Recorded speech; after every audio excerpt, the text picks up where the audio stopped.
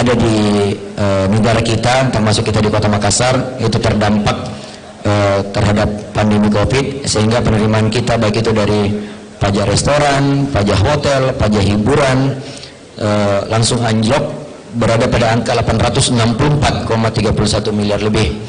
Namun alhamdulillah perjalanannya tahun 2021 sampai dengan 2022 kita alhamdulillah berhasil rebound, dan pada tahun 2022 ini merupakan realisasi penerimaan pajak daerah tertinggi sepanjang sejarah pemerintah Kota Makassar.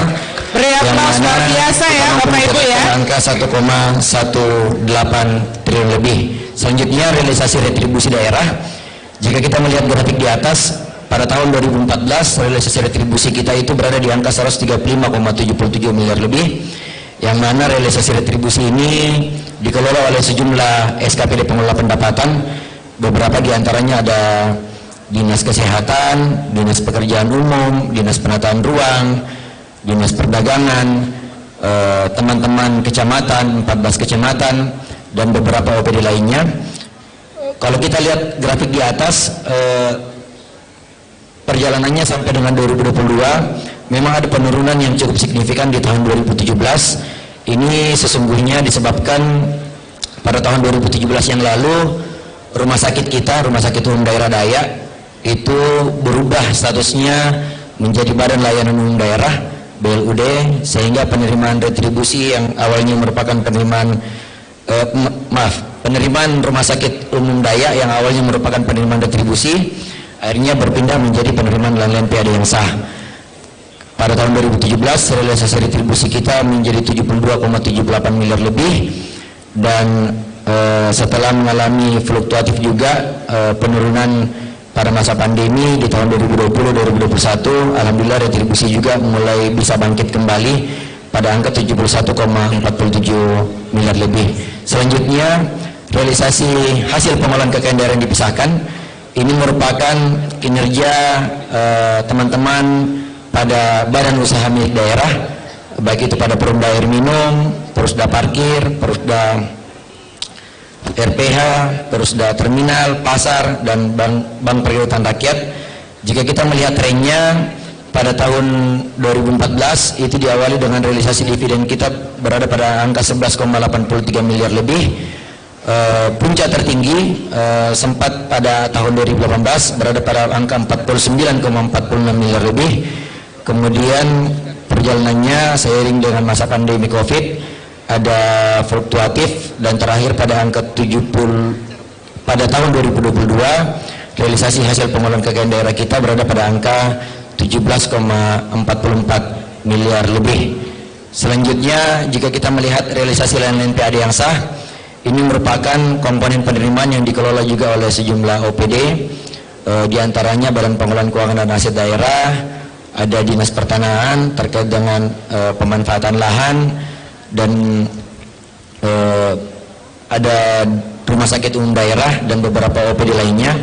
Jika kita melihat tren realisasinya pada tahun 2014 itu berada pada angka 21,69 miliar lebih, sempat berada pada posisi tertinggi pada 2017. Ini sebenarnya merupakan ada kebijakan pada tahun 2017 capaian realisasinya cukup tinggi sehubungan dengan dana BOS.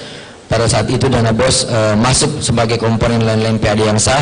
Kemudian pada tahun 2018 kebijakan dari pemerintah pusat berubah lagi, sehingga perjalanannya sampai dengan tahun 2022 realisasi lain-lain PAD yang sah kita berada pada angka 111,59 miliar lebih. Itu merupakan gambaran terkait dengan capaian realisasi kita, yang merupakan salah satu hal yang menjadi tolok ukur kita atau hal yang perlu kita cermati dalam rangka penyusunan proyeksi ke depan. Selanjutnya, jika kita melihat proyeksi kita di tahun anggaran 2024 untuk PAD kita, sebagaimana dengan dokumen perencanaan yang telah kita susun, untuk dokumen perencanaan kita, proyeksi target pendapatan dari daerah itu kita proyeksikan berada pada angka 2,30 miliar lebih, dengan rincian pajak daerah diproyeksikan pada angka 1,88 triliun lebih, kemudian retribusi daerah sebesar 198,75 miliar lebih, hasil pengolahan kekayaan daerah dipisahkan 75,97 miliar lebih, dan lain-lain PAD yang sah 145,42 miliar lebih. Tentunya kita harapkan ada konsistensi terhadap dokumen perencanaan yang kita susun, termasuk diantaranya kita mengharapkan proyek-proyek strategis yang telah kita anggarkan pada tahun anggaran 2023 ini, kita harapkan bisa berjalan optimal sampai dengan berakhirnya tahun anggaran 2023, agar supaya tidak menjadi beban pembiayaan pada APBD kita di tahun 2024 yang akan datang. Nah, jika kita melihat proyeksi PAD ini selanjutnya merupakan gambaran dari SKPD pengelola PAD. Yang pertama, sebagaimana yang sudah kami sampaikan tadi di awal, untuk komponen pajak daerah sepenuhnya merupakan kewenangan dari Badan Pendapatan Daerah Kota Makassar. Ada 10 jenis pajak yang dikelola oleh Badan Pendapatan Daerah Kota Makassar. Next. Kemudian untuk retribusi daerah ada sejumlah SKPD. Yang pertama ada retribusi pelayanan kesehatan, itu dikelola oleh Dinas Kesehatan. Kemudian ada retribusi pelayanan persampahan dikelola oleh kecamatan lingkup pemerintah Kota Makassar, dalam hal ini ada 14 kecamatan. Selanjutnya ada retribusi pelayanan pemakaman dan pengabuan mayat, itu dikelola oleh Dinas Lingkungan Hidup. Ada retribusi pengujian kendaraan bermotor dikelola oleh Dinas Perhubungan. Ada retribusi pelayanan pemeriksaan dan pengujian alat pemadam kebakaran oleh Dinas Pemadam Kebakaran. Ada retribusi penyediaan dan penyedotan kakus oleh Dinas Pekerjaan Umum, dan ada retribusi pelayanan tiara dan tiara ulang oleh Dinas Perdagangan. Kemudian ada retribusi jasa usaha, ada sejumlah OPD juga di dalamnya, Dinas Pertanahan, Dinas Perikanan, Perhubungan Perdagangan, dan kemudian ada retribusi perizinan tertentu, ada Dinas Penataan Ruang, Dinas Perdagangan, dan Dinas Perhubungan. Next. Selanjutnya hasil pengolahan kekayaan daerah dipisahkan yang merupakan komponen ketiga dari PAD kita. Yang pertama adalah bagian laba atas penyertaan modal pada perusahaan milik umum, badan usaha milik daerah, yang sebagaimana yang sudah kami sampaikan tadi, ada 6 BUMD kita, Perumda Air Minum, Persda Pasar, Persda Parkir, PDRPH, PD Terminal, dan BPR. Kemudian bagian laba atas penyertaan modal pada badan usaha milik negara dari Bank Sulselbar dan PT Kima, dan yang terakhir ada bagian laba atas penyertaan modal pada perusahaan milik swasta, yaitu dari PT GMTD. Next. Kemudian lain-lain PAD yang sah, ini juga ada sejumlah OPD di dalamnya, ada Dinas Pertanahan, ada Badan Pengelolaan Keuangan dan Aset Daerah, ada Dinas Lingkungan Hidup, BPKAD, dan Dinas Kesehatan Kota Makassar. Selanjutnya, ini merupakan beberapa hal yang mungkin akan menjadi hal-hal faktor-faktor yang mempengaruhi penerimaan kita pada tahun anggaran 2024 yang akan datang. Jadi sebagaimana pada kesempatan ini mohon izin kami laporkan, kami sampaikan bahwa seiring dengan diterbitkannya Undang-Undang Nomor 1 Tahun 2022 tentang hubungan keuangan antara pemerintah pusat dan pemerintahan daerah, atau biasa kita sebut dengan Undang-Undang HKPD, di mana di dalamnya pada pasal 94 mengamanahkan bahwa seluruh jenis pajak dan jenis retribusi, subjek pajak dan subjek retribusi itu sepenuhnya diatur dalam satu jenis perda.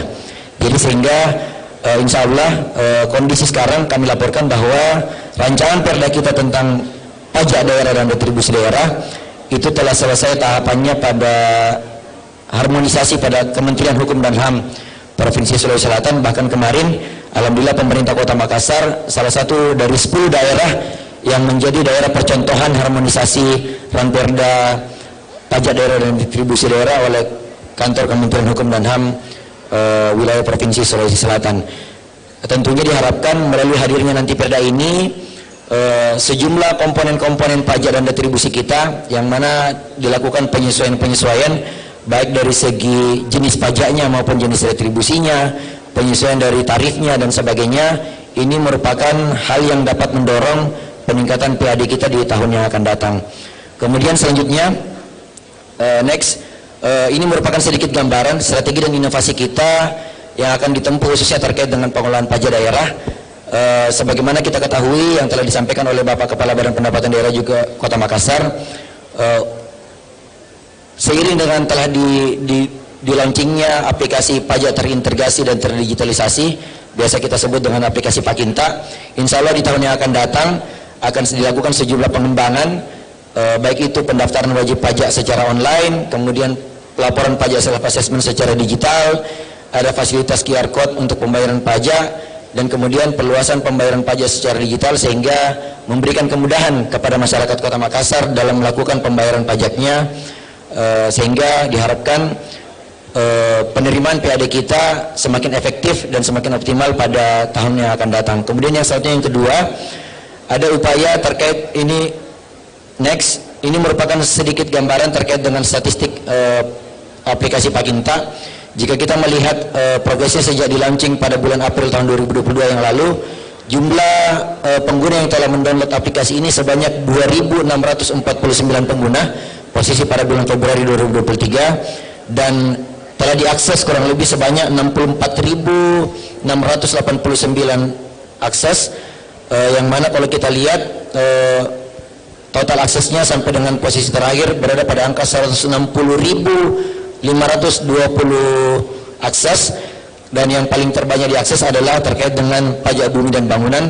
Jadi sehingga melihat statistik ini, kita bisa menarik kesimpulan bahwa dengan di launchingnya aplikasi Pakinta ini, secara tidak langsung memang kita mengambil kesimpulan sangat memudahkan masyarakat Kota Makassar dalam melakukan pengecekan dan pembayaran pajaknya, khususnya terkait dengan PBB.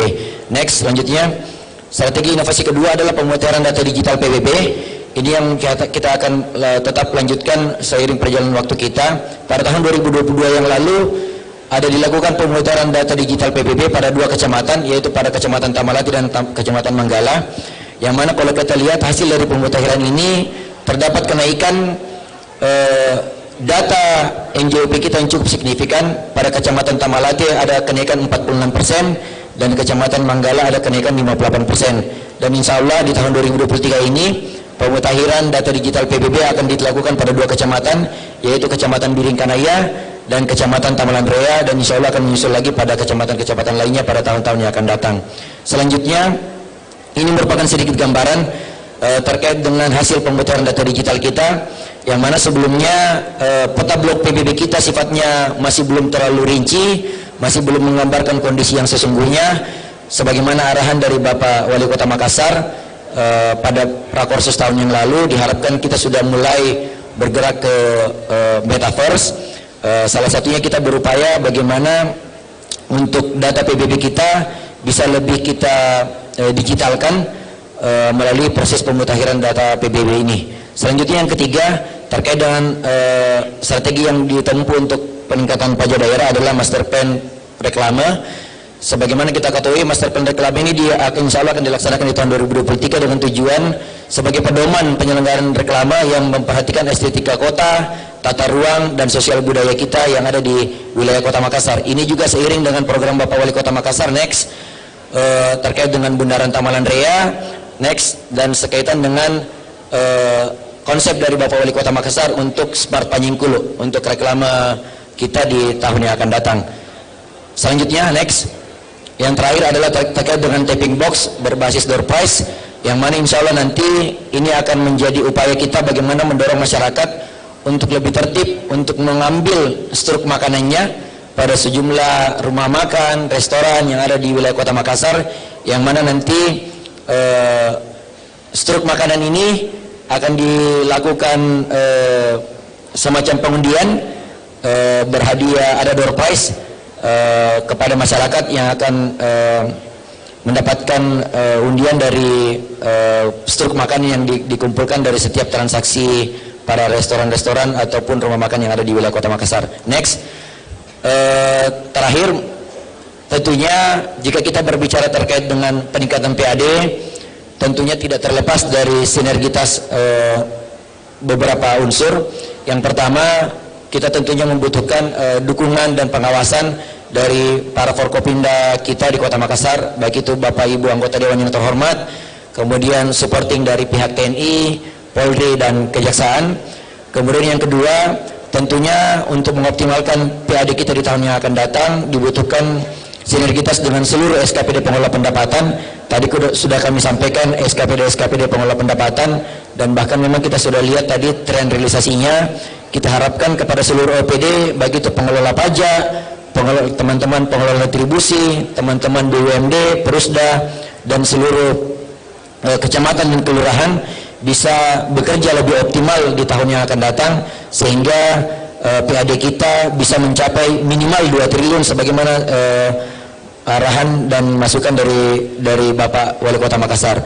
Kemudian yang terakhir, tentunya tidak terlepas untuk mencapai PAD 2 triliun dibutuhkan supporting atau masukan, bimbingan dan arahan-arahan dari para akademisi kita, dari para RT RW, dari para LPM, para local influencer dan stakeholder lainnya, baik itu mungkin bimbingan, arahan dari Bapeda dan BPKAD, pendampingan dan konsultasi dari APIP kita, dan tentunya seluruh pihak-pihak yang dapat menunjang penerimaan PAD kita mencapai minimal 2 triliun. Next. Sekian paparan kami terkait dengan gambaran pengolahan PAD pendapatan asli daerah kita untuk tahun anggaran 2024. Jika ada hal yang kurang berkenan kami maafkan. Wabillahi taufiq wal hidayah. Wassalamualaikum warahmatullahi wabarakatuh. Beri aplaus yang meriah kepada Bapak Muhammad Fuad Arfandi. Dan Bapak dan Ibu, tadi ada yang terakhir tuh, slip makanan. Ternyata mulai kapan itu Pak? Jadi slip makanannya biasanya kan kita kalau sudah makan kan langsung ambil, tapi kayaknya buang gitu ya. Ternyata itu nanti akan diundi, ya. Jadi jangan sekarang buang slip makanannya, seperti kita dapat door prize ya. Dan alhamdulillah menghabiskan waktu 15 menit Pak, tadi 10 menit, tapi karena memang di mana-mana, karena ini bicara soal bagaimana cara kebijakan pendapatan. Biasanya kalau mencari uang memang sepertinya agak lama gitu ya. Jadi nggak apa-apa lah, kita toleransi. Nah, biasanya untuk membelanjakan uang itu sebenarnya pasti tidak selama mencari uang. Karena itu saya berharap dari Bapak Iswadi pada CSE MSI, Sekretaris BKAD Kota Makassar, diharapkan bisa mengefektifkan waktu 10 menit untuk belanjakan bagaimana arah kebijakan belanja Kota Makassar tahun 2024. Waktu dan kesempatan saya persilahkan. Terima kasih Ibu Moderator atas kesempatan yang diberikan kepada kami. Bismillahirrahmanirrahim. Assalamualaikum warahmatullahi wabarakatuh. Assalamualaikum warahmatullahi wabarakatuh. Yang saya hormati para pimpinan SKPD, para staf ahli penasihat Bapak Wali Kota, para forum LPM, ketua LPM yang hadir di tempat ini, para undangan sekalian yang sangat berbahagia. Izin saya ingin menyampaikan beberapa hal terkait dengan kebijakan pengelolaan APBD berdasarkan apa yang menjadi kewenangan dari BPKAD. Saya langsung saja mungkin. Yang pertama, norma umum penyusunan APBD. Satu hal terkait dengan APBD kita dan termasuk acara yang hari ini sementara berlangsung, sesungguhnya adalah bagian daripada upaya kita memperbaiki kualitas APBD kita. Kita masuk dalam tahapan musrenbang yang notabene hari ini menghadirkan seluruh stakeholder agar betul-betul APBD kita itu bukan cuma sekedar tepat waktu kita sampaikan ke DPR pengesahannya, tetapi memang betul-betul berkualitas. Nah, normanya adalah tentu yang pertama sesuai dengan kebutuhan daerah. Yang kemudian yang kedua adalah berdasarkan dokumen perencanaan.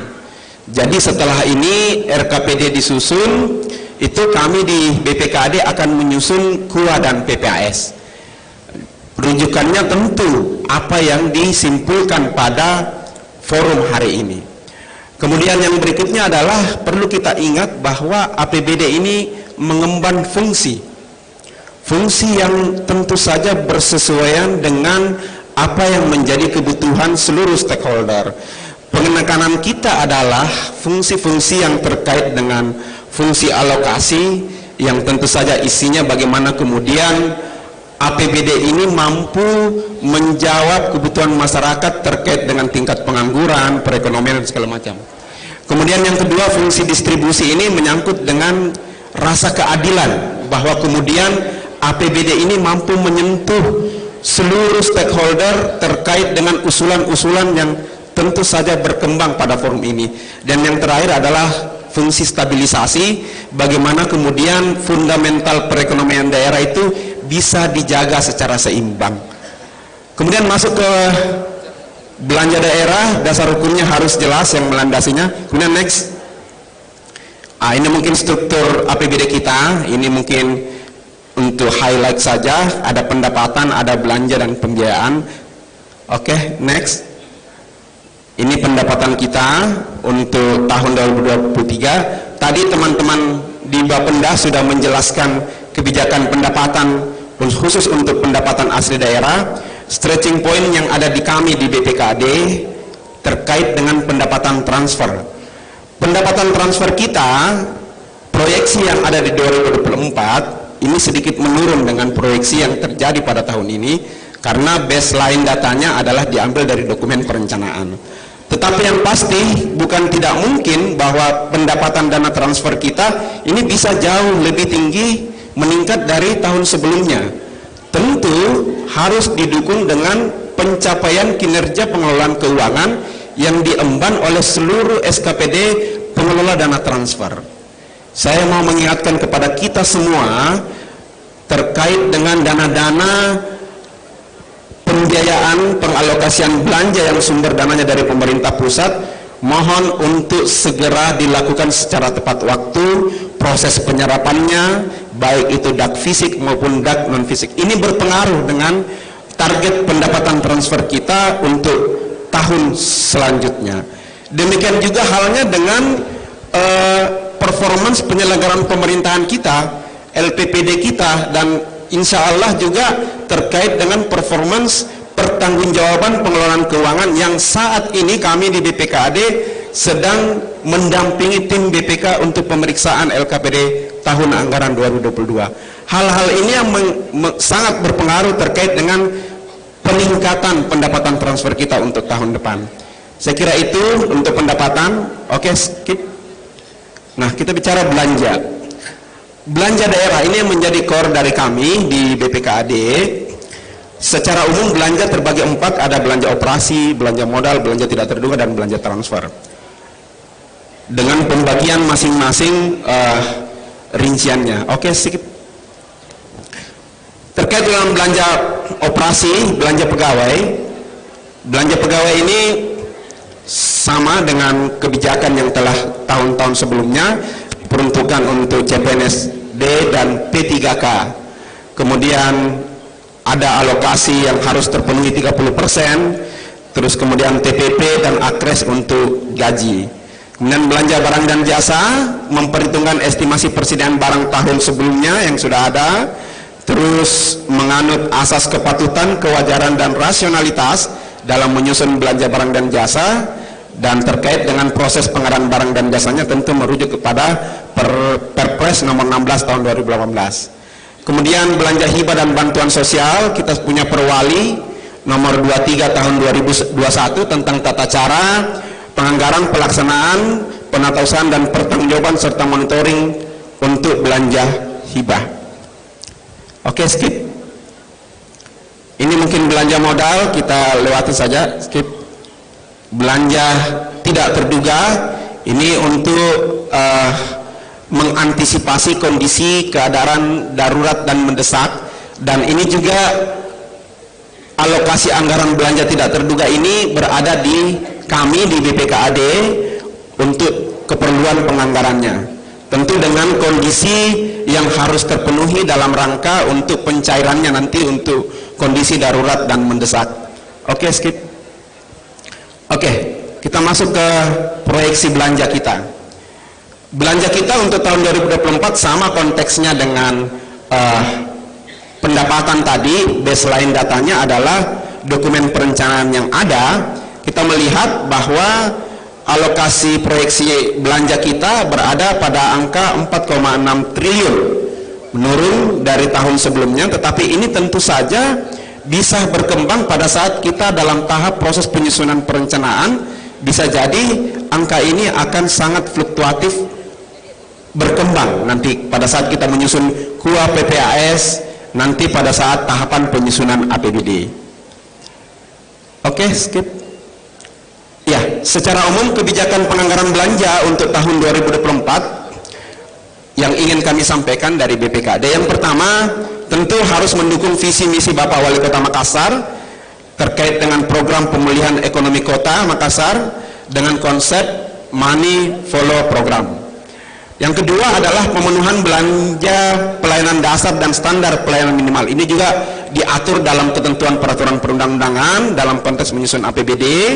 Kemudian berikutnya adalah penyusunan APBD terkait belanja dilakukan asistensi lebih cepat dan tahapan penyusunan perencanaan RKPD. Ini yang kami juga berupaya pada saat teman-teman di Bapeda seperti saat sekarang melaksanakan musrembang menyusun RKPD, kami pun di BPKAD sebenarnya sudah melakukan pemanasan untuk bisa lebih cepat lagi, karena jeda antara RKPD dengan KUA PPAS ini kurang lebih 2 minggu saja, 2 minggu. Makanya kita menyusun RKPD dengan basis aplikasi sudah sedetail dan serinci mungkin. Kami di BPKAD juga sudah masuk ke tahapan untuk melihat itu. Sebelum itu memang secara resmi tahapannya pindah dari teman-teman Bapeda masuk ke kami di BPKAD.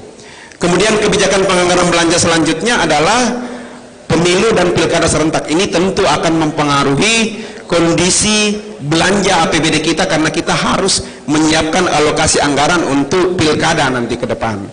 Kemudian kebijakan selanjutnya terkait dengan belanja adalah penggunaan aplikasi SIPD RI yang saat ini mungkin kalau dari SKPD sudah menggunakan di tataran perencanaan SIPD RI, dan kami juga nanti akan masuk ke di tahapan penganggaran untuk menggunakan SIPD RI ini. Kemudian ASB, HSPK, SBU dan SSA ini adalah instrumen dalam rangka menyusun RKA yang tentu ditarik dari seluruh usulan-usulan yang berkembang dalam forum ini. Kemudian sisanya nota kesepakatan tahun jamak, ini juga menjadi hal yang penting untuk kita anggarkan di tahun berikutnya. Selanjutnya hal-hal yang mempengaruhi ini mungkin sama tadi saya sampaikan, pilkada serentak, Makassar Incorporate ini juga kalau terbentuk akan cukup menyedot kita punya APBD. Kemudian kegiatan strategis yang tidak terlaksana tahun ini itu akan menjadi beban APBD tahun 2024. Ini juga menjadi stretching kita kepada teman-teman. Tolong, kemarin waktu rakorsus Bapak Kepala BPKD sudah menyampaikan serapan kita masih di tahapan 5% untuk belanja. Kalau kegiatan strategis Bapak Wali Kota tidak terlaksana untuk tahun 2023, menjadi beban APBD tahun 2024 ketika dia sudah berkontrak. Kemudian yang mempengaruhi APBD kita selanjutnya adalah saya sampaikan dari sisi pendapatan tadi, alokasi pendapatan dana transfer kita. Oke, lanjut. Kita mau bicara dana kelurahan. Terkait dengan dana kelurahan, ini juga menjadi hal yang penting karena kita tahu bahwa musrembang ini tentu berasal dari usulan-usulan yang ada di masyarakat. Dana kelurahan kita ini sudah diatur di Permendagri 130/2018. Kita punya Perwali nomor 28 tahun 2020 tentang tata cara pengelolaan dana kelurahan. Oke, skip. Kita mau memotret sebenarnya kondisi hal-hal yang sering menghambat serapan atau pelaksanaan dana-dana kelurahan yang sementara berjalan. Saya mendapat gambaran bahwa dana kelurahan kita tahun 2023 itu banyak yang tidak bersesuaian kode rekeningnya.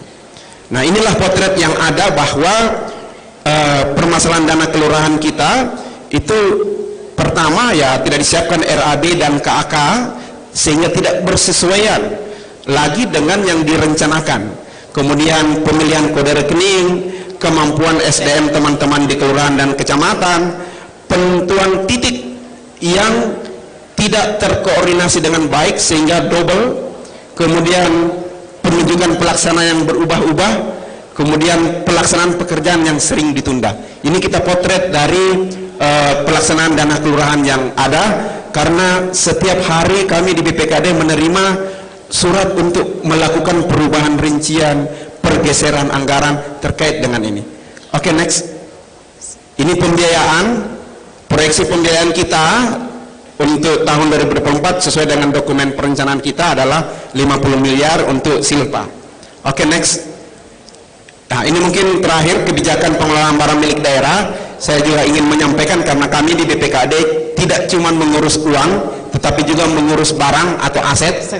Bahwa tahun depan, tahun 2024, ada mekanisme 5 tahunan yang berlangsung di pemerintah kota, yaitu kita akan melakukan sensus barang 5 tahunan.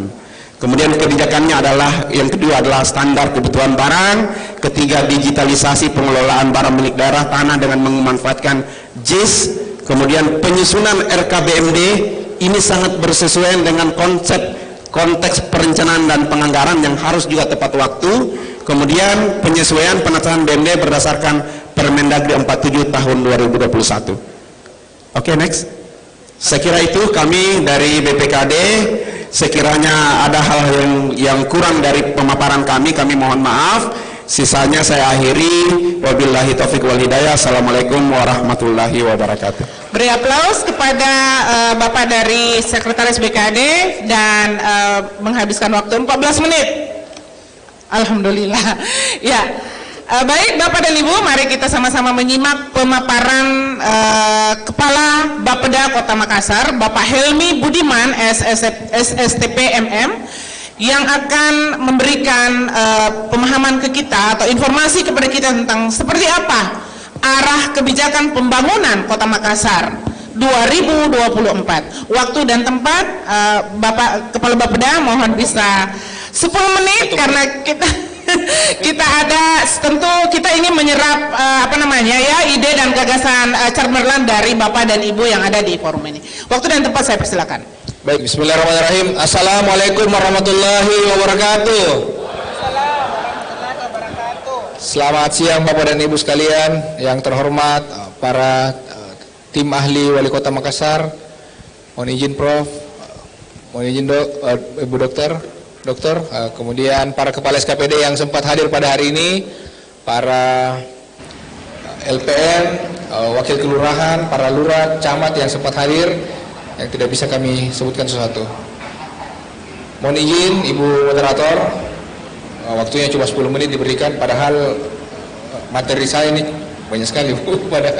Ya mudah-mudahan bisa kita rangkum, karena sebenarnya apa yang kami sampaikan hari ini itu sesungguhnya kami sampaikan berulang-ulang kali, mulai dari musrembang kelurahan, musrembang tingkat kecamatan, dan yang terakhir kemarin pada saat forum lintas SKPD di Hotel Claron. Baik, tentunya kalau berbicara masalah musrembang ini ya merupakan salah satu rangkaian series atau rangkaian kegiatan dari penyusunan program kegiatan, subkegiatan yang nantinya akan terekam dalam APBD kita. Nah, kemarin rembuk keluarga sudah dilakukan, kemudian musrembang tingkat kelurahan sudah dilakukan, musrembang tingkat kecamatan, kemudian forum SKPD sudah dilakukan juga oleh beberapa SKPD, dan terakhir kemarin forum lintas SKPD sudah kita lakukan juga. Sekarang tahapannya tentu sekarang kita masuk dalam musrembang RKPD. Insya Allah setelah musrembang RKPD kita lakukan, nanti selanjutnya akan ada penyusunan terhadap rancangan RKPD.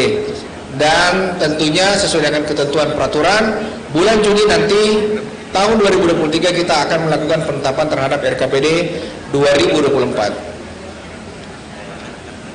Boleh mungkin di materinya? Ya. Lanjut. Terus di tema. Kalau kita berbicara masalah tema, ada 2 tema yang menjadi poin penting. Tema untuk RKPD Provinsi ini sudah disampaikan kemarin, peningkatan pemerataan pembangunan untuk pertumbuhan yang inklusif, sedangkan untuk tema nasional mempercepat transformasi ekonomi yang inklusif dan berkelanjutan. Nah, yang menjadi poin penting sebenarnya selanjutnya ada beberapa arahan Bapak Presiden pada saat 2023 tanggal 24 Januari dan terakhir kemarin pada saat Rakornas PB atau penanggulangan bencana. Yang pertama untuk mengenai inflasi. Bagaimana caranya seluruh pemerintah kota ini menyiapkan anggaran untuk pengendalian inflasi. Dan yang kedua untuk kemiskinan ekstrim. Yang ketiga, bagaimana caranya kita menurunkan angka stunting di bawah 14% untuk 2024. Kemudian untuk penyelesaian masalah investasi di Indonesia. Kemudian bagaimana memaksimalkan pengelolaan keuangan daerah. Nah, ini yang perlu saya cermati, karena tadi ada kepala sekretaris Bapenda yang sudah berbicara masalah PAD kita. Bagaimana tadi Pak Sekretaris BPKAD berbicara masalah pengelolaan APBD kita. Apa yang kita lakukan tahun depan itu tidak lepas dari apa yang kita lakukan hari ini. Apa yang kita rencanakan 2024 tidak lepas dari apa yang kita lakukan di 2023. Itu ada koneksitasnya. Kalau kita melihat dari struktur APBD kita atau struktur yang akan kita masukkan dalam RKPD, selalu ada yang namanya silpa. Silpa itu apa? Silpa itu adalah sisa lebih perhitungan tahun anggaran, atau ya dalam arti kata, dalam bahasa sederhananya ini adalah saldo tahun lalu.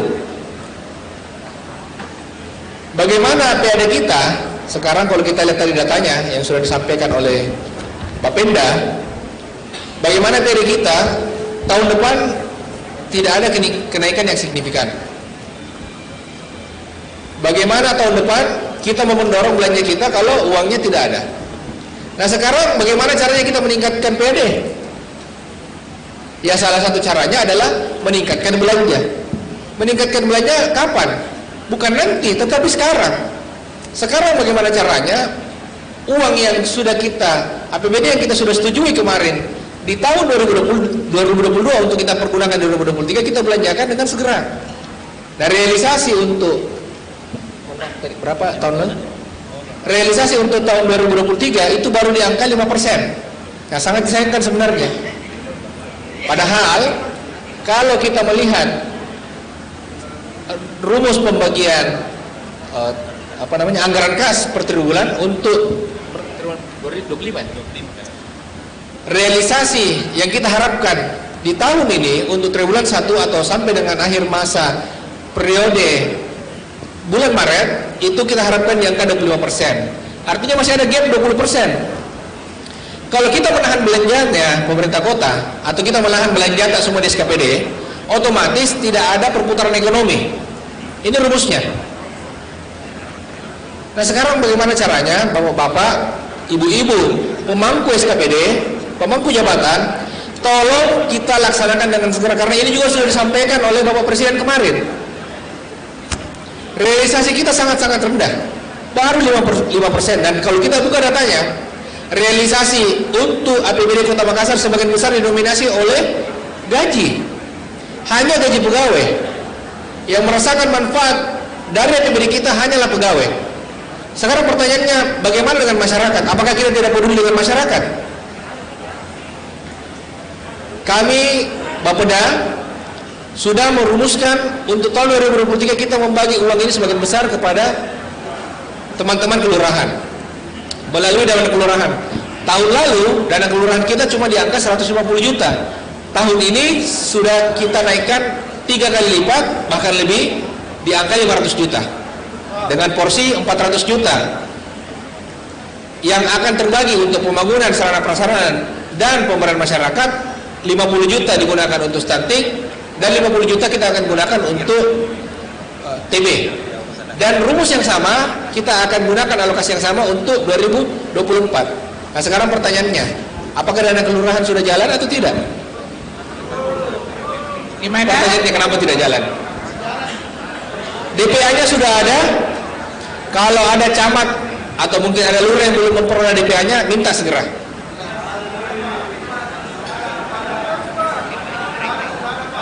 Ya, sudah ada. Kalau sudah ada, tolong laksanakan dengan segera. Karena jangan sampai, mohon maaf, jangan sampai nanti dilihat realisasinya, belum realisasi ada pemotongan yang dilakukan oleh teman-teman di BPKD, dana kelurahan paling pertama dipotong. Laksanakan dengan segera.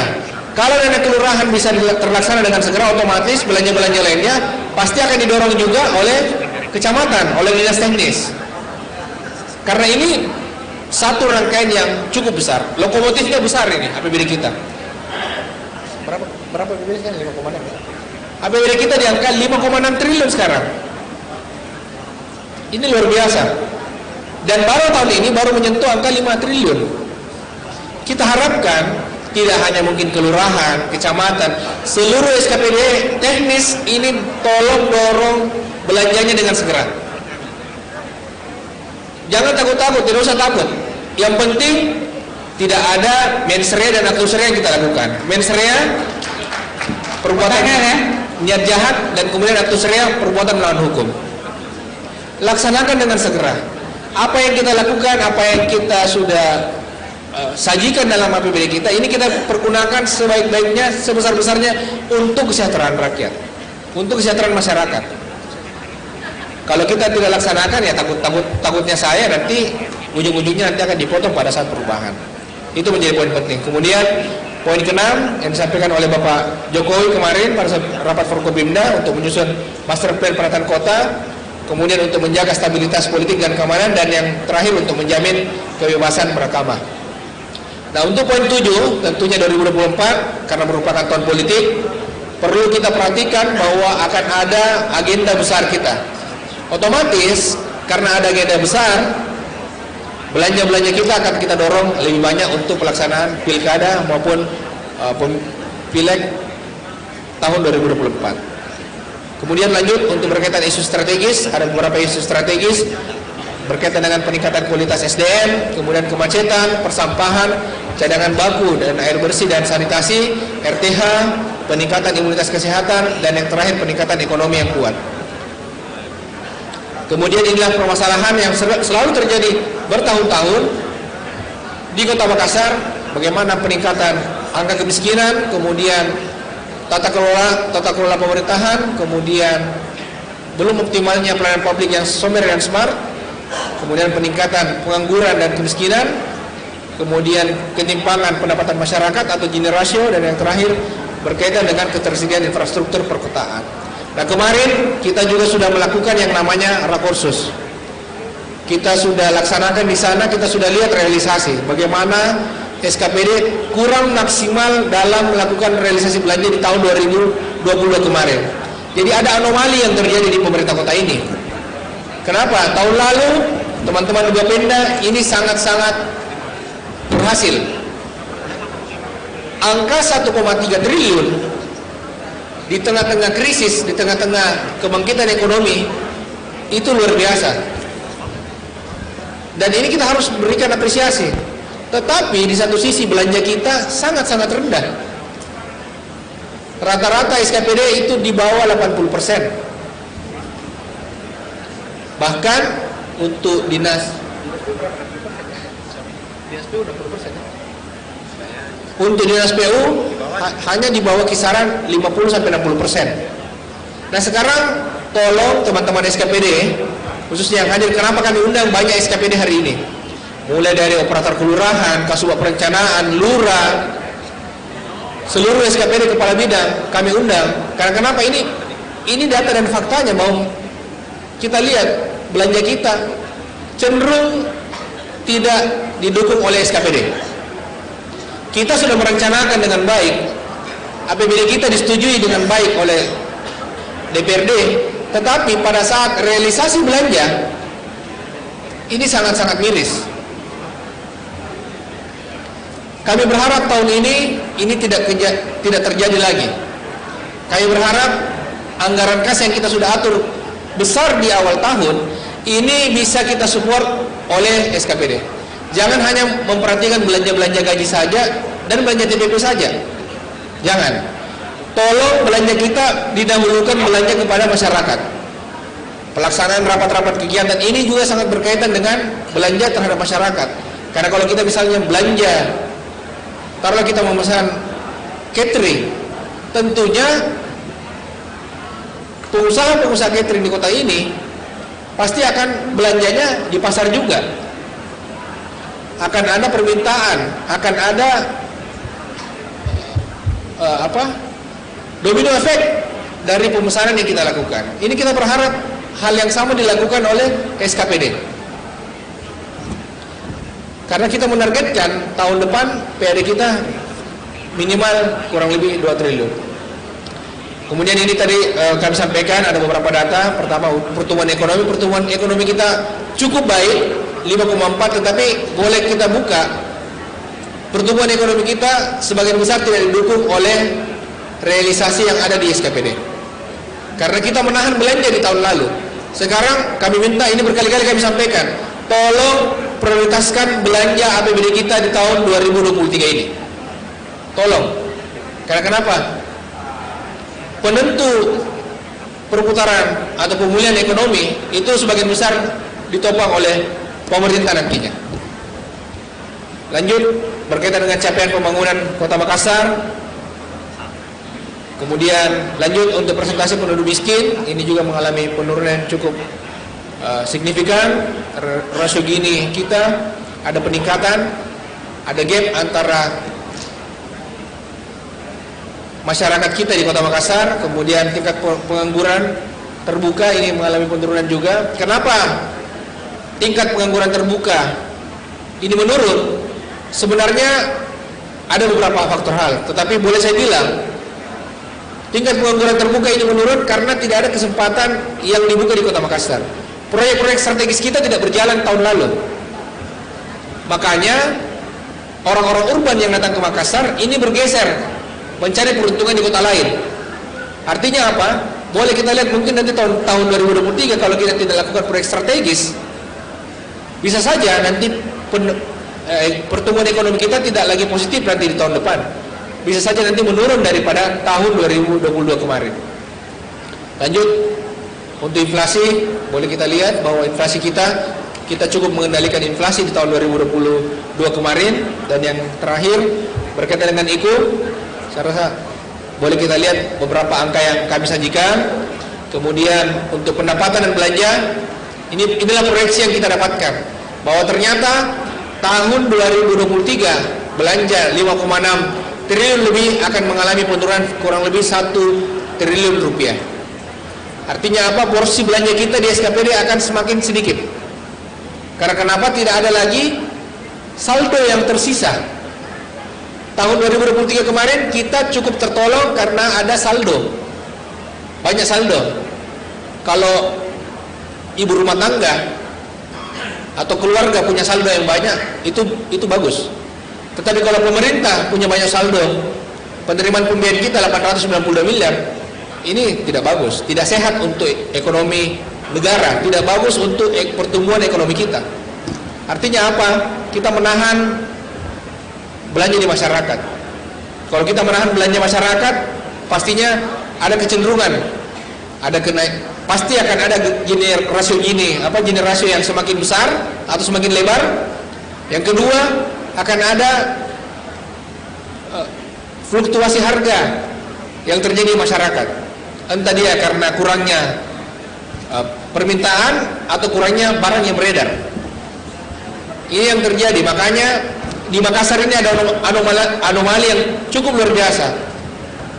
Dan hari ini kita diundang juga dengan Mendagri untuk menerima PBD Award. Tapi sayangnya Makassar menerima penghargaan sebagai daerah yang terendah realisasinya se-Indonesia. Waduh, ini miris. Tolong Bapak Ibu yang bekerja di SKPD, tolong kita prioritaskan belanja kepada masyarakat. Berkali-kali kami sampaikan tahun lalu, dan inilah bukti.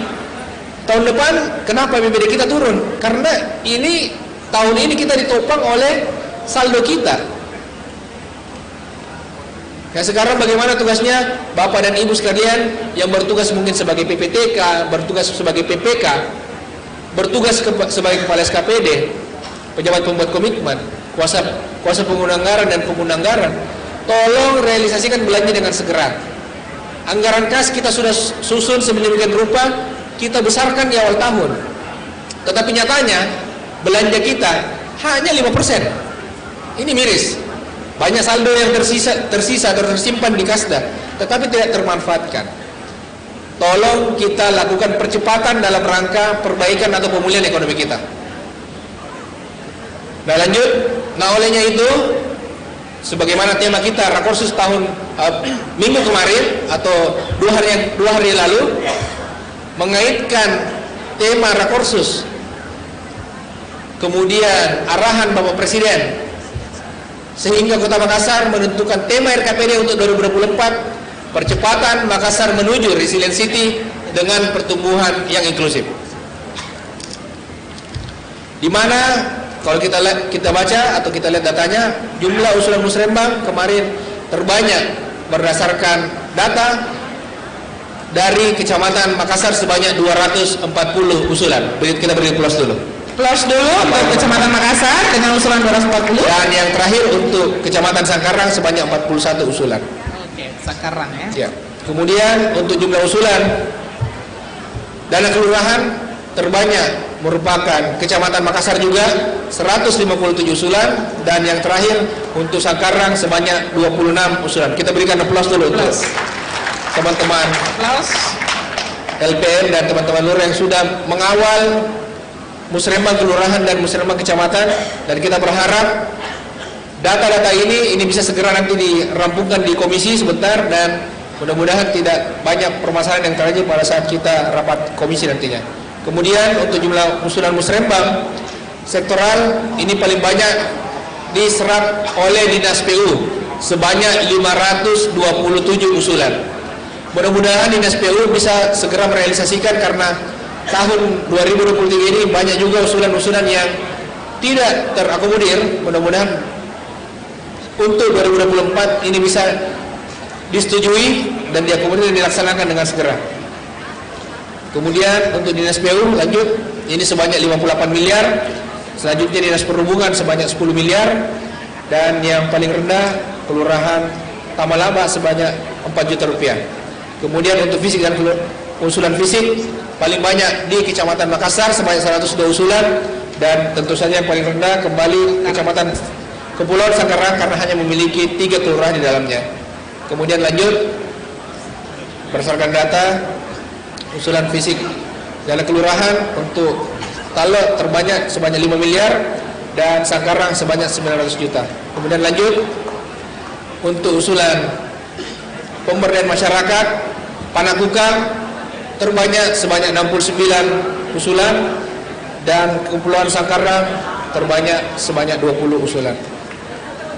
Lanjut, ini boleh kita lihat datanya, Mamajang dan Kepulauan Sangkarang sebanyak 595 juta. Nah, kenapa tahun 2023 dan 2024 kami tidak lagi membatasi berapa porsi pembangunan dan berapa porsi pemberdayaan masyarakat? Kami berharap dengan tidak membatasi 400 juta atau dana kelurahan sebesar 400 juta ini, kita berharap betul-betul masyarakat memberikan aspirasinya. Masyarakat yang paling tahu apa yang bisa dilakukan. Kalau memang mereka butuh pelatihan, ya silahkan, selebihnya kita berikan pelatihan kepada masyarakat. Kalau mereka butuh bantuan mungkin dalam bentuk fisik, itu silahkan. Yang penting sesuaikan dengan regulasi Permendagri dan Perwali yang sudah ditetapkan. Kemudian untuk reses atau pokir, seperti kita tahu sendiri, ini Dinas Pariwisata memiliki usulan yang terbanyak. Karena kenapa? Dinas Pariwisata ini merupakan ujung tombak dari kegiatan lorong wisata. Dan yang terakhir, sebelum ditutup, kemarin pada saat forum lintas SKPD terdapat 74 kesepakatan yang sudah dicapai, dan berikut kesepakatannya. Ya, saya rasa demikian. Terima kasih. Sebelum kami tutup, boleh kami sampaikan bahwa berdasarkan pengalaman kami, banyaknya usulan yang belum diterima atau mungkin banyak kendala yang terdapat di SKPD.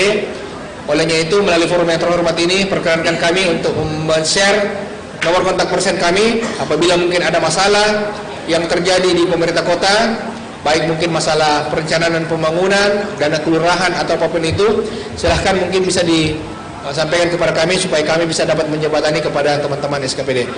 Demikian mungkin dapat kami sampaikan. Mohon maaf apabila ada kekurangan dalam penyampaian kami, karena sesungguhnya kesempurnaan itu hanya milik Allah Subhanahu wa taala. Sekian dan terima kasih. Wabillahi taufiq. Wassalamualaikum warahmatullahi wabarakatuh. Terima kasih kepada Bapak Helmi Budiman yang telah mempresentasikan seperti apa arah kebijakan pembangunan Kota Makassar dan juga menghabiskan ternyata lebih dari 5 menit. Ya, baik Bapak dan Ibu, dan ini adalah sesuatu hal apa yang disampaikan oleh Bapak pemateri kita, mulai dari Bapak yang dari provinsi, kemudian BKAD, Bapenda, dan terakhir Bapeda, tentu saja merupakan informasi yang perlu kita tindak lanjuti segera, terutama tadi yang terakhir. Kenapa belanja kita sampai bulan ini baru 5%? Ada apa? Kenapa? Biasanya kalau urusan belanja itu gampang loh Bapak Ibu ya, tetapi kenapa kemudian kita ada masalah dengan belanja? Tentu saja mungkin ada masalah tersendiri, dan Pak Kepala Bapeda tadi sudah men-share nomor kontaknya, sehingga ketika ada masalah-masalah yang terkait dengan hal-hal terkait dengan belanja atau apapun, itu bisa langsung menginformasikan dan supaya bisa difasilitasi dan dijembatani. Baik Bapak Ibu, waktu menunjukkan jam 12:10. Tadinya berharap bisa kita selesai di jam 12, tetapi karena informasi semua yang disampaikan oleh para pemateri kita ini adalah daging semua, informasi penting semua yang perlu kita ketahui oleh seluruh peserta yang hadir pada acara Musrembang RKPD tahun 2024. Karena itu saya membuka sesi tanya jawab, atau sebelumnya saya ingin meminta kesepakatan dari Bapak Ibu, apakah kita bisa menambah waktu 15 menit atau 10 menit tawarannya? 10 menit? Oke. Suara terbanyak, kita harus demokratis ya. Suara terbanyak mengatakan 10 menit. 10 menit berarti kita akan mengundang peserta untuk memberikan ide, gagasan terkait dengan materi ya, materi yang disampaikan oleh para narasumber kita yang sudah menyampaikan materinya. Karena itu saya undang, boleh mengajukan tangan sebelah kanan ke sana, adakah? Oke, di tengah Pak Dr. Ansar, kemudian yang di sebelah kanan mohon namanya. Bentar, siapa? Dr. Ansar? Sri Herdianti dari USAID Iowa Stamu. Sri Haryati ya. So, Oke. Sebelah kiri silakan. Mohon namanya Pak? Basri. Basri dari Bantai. Pak Basri.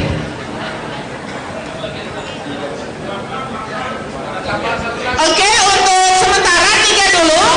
Waktu kita hanya 10 menit tadi kesepakatan kita. 3 dulu ya. Saya lihat waktu sekarang jam 12:15 menit. Silahkan ke Bapak Dokter Ansar. Dokter ya. Silahkan Bapak Dokter Ansar. terima kasih Bu. Saya Pertanyaannya singkat dan diarahkan ke narasumber. pasti Bu, saya tidak arahkan sama kita, saya arahkan sama Bu. Terima kasih Pak. Terima kasih. Assalamualaikum warahmatullahi wabarakatuh. Isi senior, para ketua UPM. Tadi sempat saya garis bawahi terkait masalah Bapeda. Kenapa mesti takut membelanjakan dana kelurahan? Nah, ini menjadi pertanyaan. Nah, sekarang saya juga kembalikan, kenapa Pak Bapeda sebagai panitia takut mengadakan makanan-makanan yang ada di sini? Ini satu.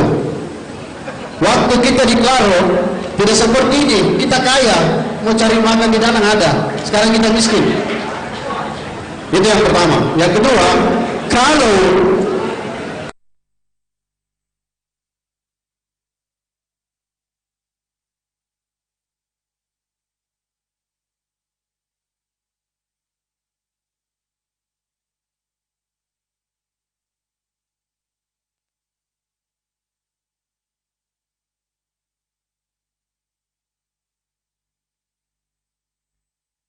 menggunakan dana kelurahan, mereka punya keraguan, jangan sampai nanti terjadi ada lagi temuan. Makanya perlu kehati-hatian. Kami berharap agar pihak SKPD untuk melakukan pengawasan atau membentuk tim setiap kelurahan agar melakukan kegiatan-kegiatan yang dimaksud. Jadi seperti itu. Mungkin demikian. Terima kasih. Assalamualaikum warahmatullahi wabarakatuh. Terima kasih Bapak Dr. Ansar. Pertanyaannya sudah dicatat. Penanya kedua, saya undang dengan hormat Ibu Haryati dari IWOS Tangguh, Mitra Pembangunan ya. Ya, betul sekali Bu.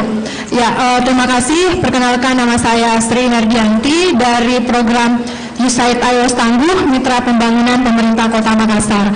Jadi kalau dari kami sih Pak, bukan pertanyaan, hanya masukan dari kami bahwa terkait isu air minum, sanitasi aman dan pengelolaan sumber daya air itu harusnya menjadi prioritas rencana pembangunan untuk Kota Makassar, karena ini juga merupakan target pemerintah RPJMN di 2024 serta target SDGs di 2030. Mungkin itu Pak dari kami. Terima kasih. Mudah-mudahan isu ini bisa dimasukkan ke dalam usulan musrenbang. Terima kasih Ibu Haryati dari IWOS Tangguh ya. Penanya ketiga saya undang dengan hormat. Silakan Pak. Baik, terima kasih. Nama saya Basri Kamarudin, Lembaga Pemberdayaan LPM Kelurahan Bantai, Kecamatan Rapojini. Terima kasih, pembahasannya sudah cukup bagus, sebenarnya sudah terringki dengan baik. Saya salut kepada Kepala Bapeda atas apa yang disampaikan tadi bersama dengan BPKD dan lain sebagainya.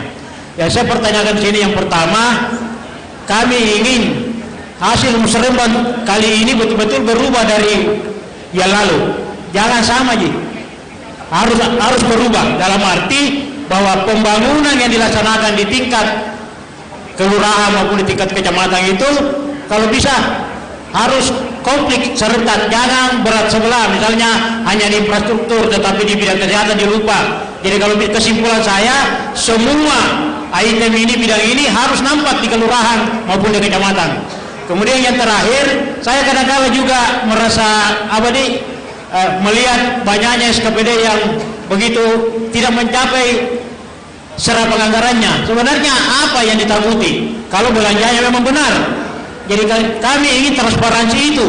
Kenapa jadi takut membelanjakan anggaran kalau memang kita tidak mau melakukan hal-hal yang keliru atau hal yang salah? Kalau memang takut betul, bagi konsultasi dengan masyarakat. Dalam hal ini tokoh-tokoh masyarakat maupun lembaga yang bergerak di bidang yang supaya kita bisa selamat bersama. Saya kira hanya itu. Terima kasih. Assalamualaikum warahmatullahi wabarakatuh. Terima kasih Bapak Basri. Kita terima dulu 3 penanya. Tambah Bu 1. Bu, tabe izin. Sebelah kiri. Satu saja. Tambah saya dari tadi Bu. Hanya menambahkan. Oke. Dan dari Bapak siapa dulu Pak? Saya Supriyadi Bu dari Kecamatan Makassar. Izin Bu, singkat Pak ya, singkat ya Pak. Saya langsung saja. Ya. Yang pertama, kami berharap tahun ini itu dakel cepat dicairkan, karena tahun lalu itu kalau tidak salah nanti bulan-bulan Oktober. Kemudian kami didesak untuk cepat selesai. Itu pertanyaan pertama, itu saran saja. Kemudian yang kedua, kami ada kendala pada tahun lalu karena kami kasih masuk bersamaan di akhir waktu, kalau tidak salah bulan 11 bersamaan masuk swadaya dengan fisik. Ada saran dari, saya tidak tahu saran atau aturan, katanya tidak bisa bersamaan dicairkan, harus selesai laporan swadaya baru bisa dicairkan fisik.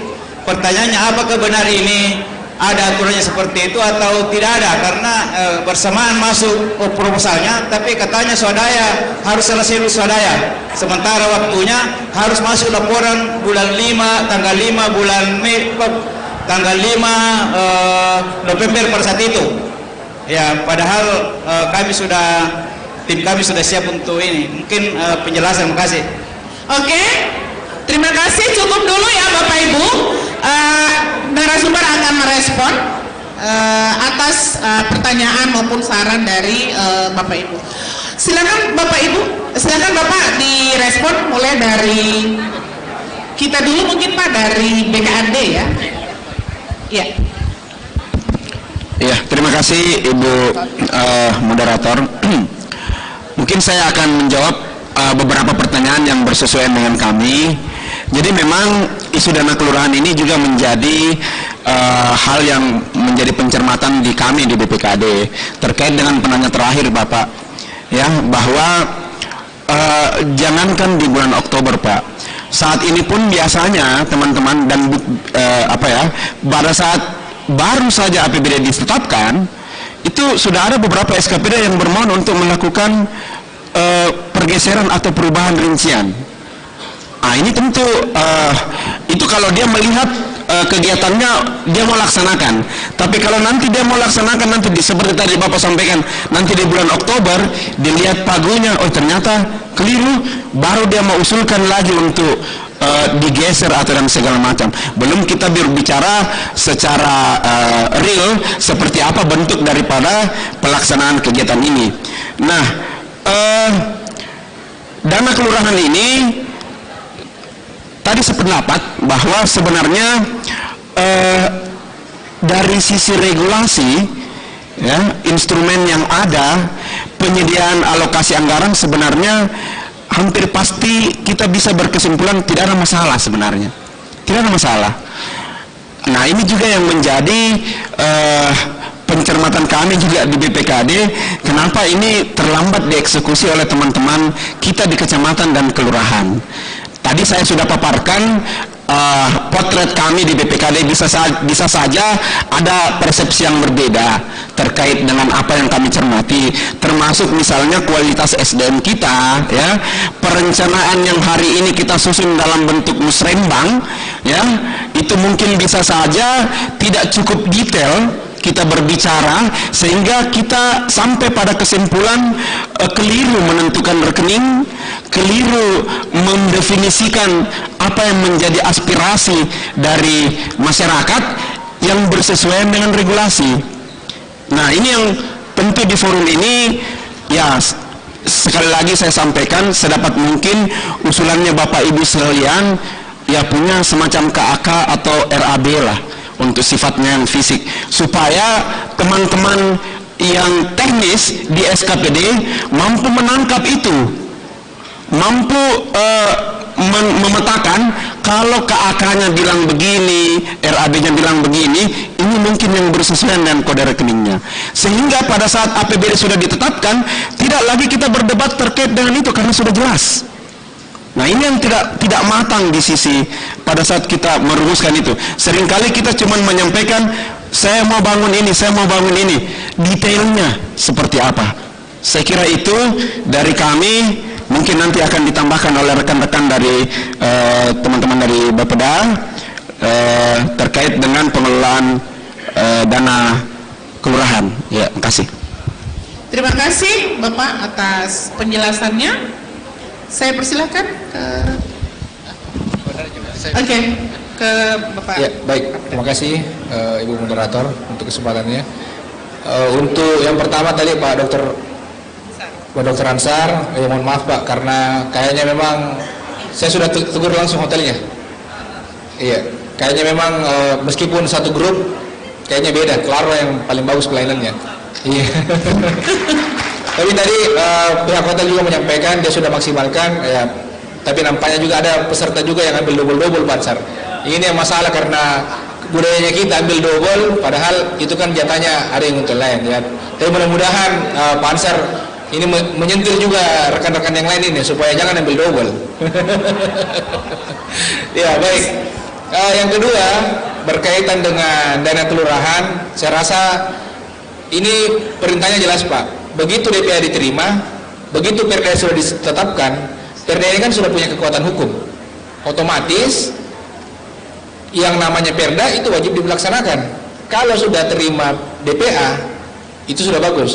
Pertanyaannya tahun lalu, kenapa ada kecamatan, kenapa ada kelurahan yang kami random sampling, kami tanya kenapa tidak jalan. Ternyata ini mungkin ada beberapa lurah yang tidak memperoleh DPA.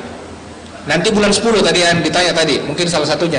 Nanti bulan 10 dia baru mau jalankan. Mungkin DPA-nya baru diterima bulan 8. Padahal kenyataannya Bapak Ibu sekalian, DPA itu per tanggal 1 Januari itu sudah wajib dilaksanakan.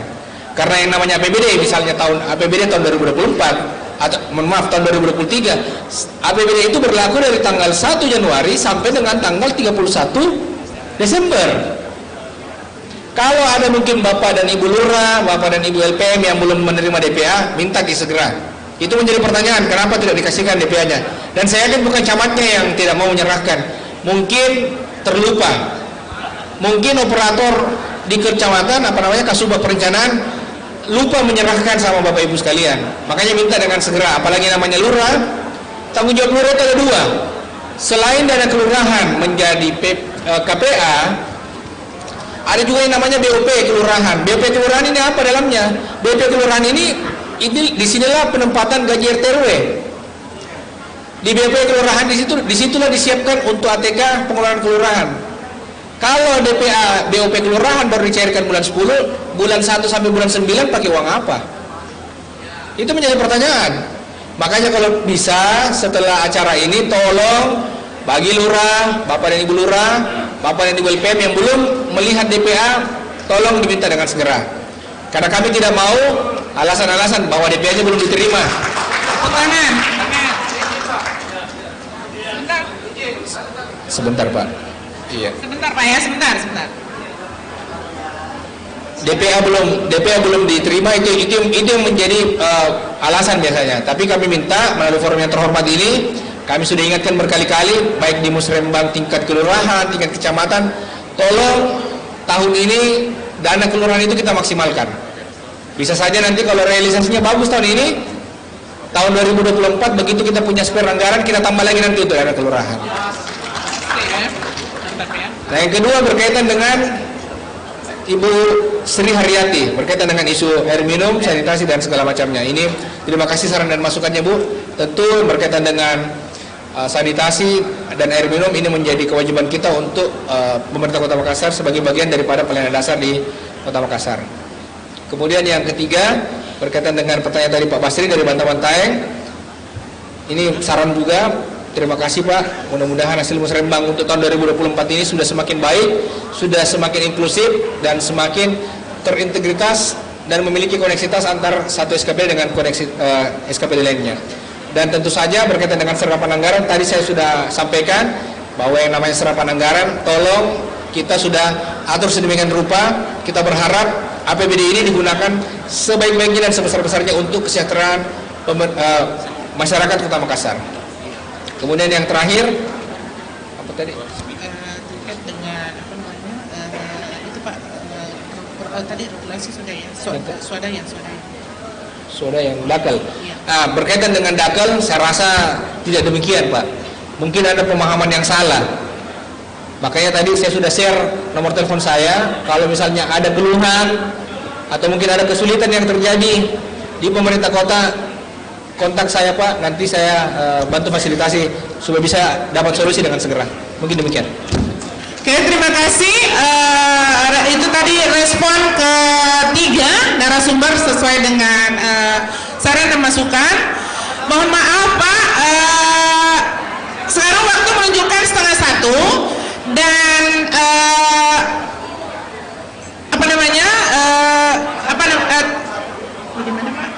Pak Prof. Oke. Ya, jangan khawatir Pak, karena setelah nanti kegiatan ini kita ada sidang komisi ya. Ada sidang komisi sebentar setelah makan siang. Dan ini kita sampai sore Pak, kita sampai sore. Jadi jangan khawatir, bisa disampaikan pada saat sidang komisi tentang permasalahan dan bisa berkoordinasi. Tadi sudah ada kontak person.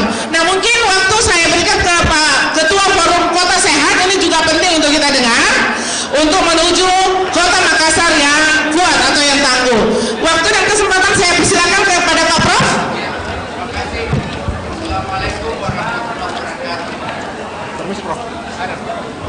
Mohon maaf semuanya yang saya hormati.